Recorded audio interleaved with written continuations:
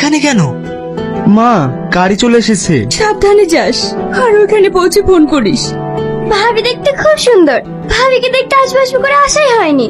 আমি তাহলে আসছি।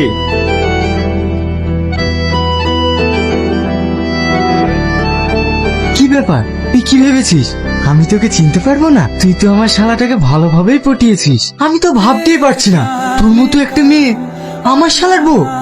দেখেন, আমরা দুজন দুজনকে ভালোবেসে বিয়ে করেছি, আর তাছাড়া ওই নোংরা পথ আমি অনেক আগেই ছেড়ে দিয়েছি। সে বুঝলাম, কিন্তু তোর আসল সত্যিটা যদি আমার শ্বশুরে জানতে পারে তাহলে তোর কি অবস্থা হবে ভেবে দেখেছিস? দেখেন, আপনার কাছে অনুরোধ করছি, আপনি আমার এই সুখের সংসারটা নষ্ট করবেন না। করবো না, যদি তুই আমার একটা কথা রাখিস। কি কথা? সেটা আবার বুঝিয়ে বলতে হবে। আপনি এতটা নোংরা মানুষ? তাহলে আমি আমার কাজটা করে দিচ্ছি। মা, দয়া করে আপনি এমনটা করেন না, আমি আপনার হাত ধরছি। মা! কথা শুনুন। বাবা, ছি, তুমি এতটা নোংরা মেয়ে। আপনি ভুল ভাবছেন মা, আমি নিজে চোখে দেখেছি। মা, আপনি ওর আসল পরিচয় জানলে তো ওকে এই বাড়িতে আর এক মুহূর্ত রাখবেন না। মানে? আসলে ও একটা বাইজির মেয়ে, আর ও নিজেও একটা বাইজি। টাকার বিনিময়ে সবারই সামনে নেচে বেড়ানোটাই ওর কাজ। তুমি কি বলছো? জামাই যেটা বলছে সেটা কি সত্য?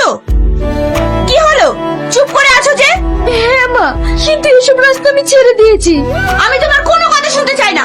তুমি এক্ষুনি একে ঘাট ধাক্কা দিয়ে এখান থেকে বের করে দাও। আমি যাব না, আপনার ছেলে এখানে আমাকে নিয়ে এসেছে। ও যতক্ষণ না বলবে আমি এখান থেকে যাব না।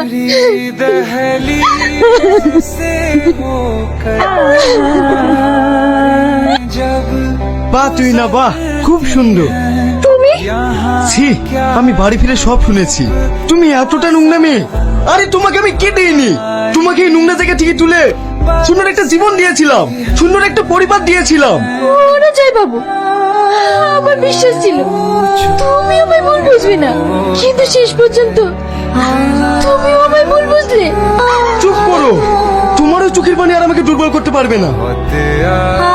একটা কথা কি জানো, কুকুরকে তুমি যত সোনার থালি খেতে দাও না কেন, সে সুযোগ পেলে নোংরা খাবে। তবে একটা কথা জেনে রেখো, এখন থেকে আমি তোমাকে ঘৃণা করি, ঘৃণা করি।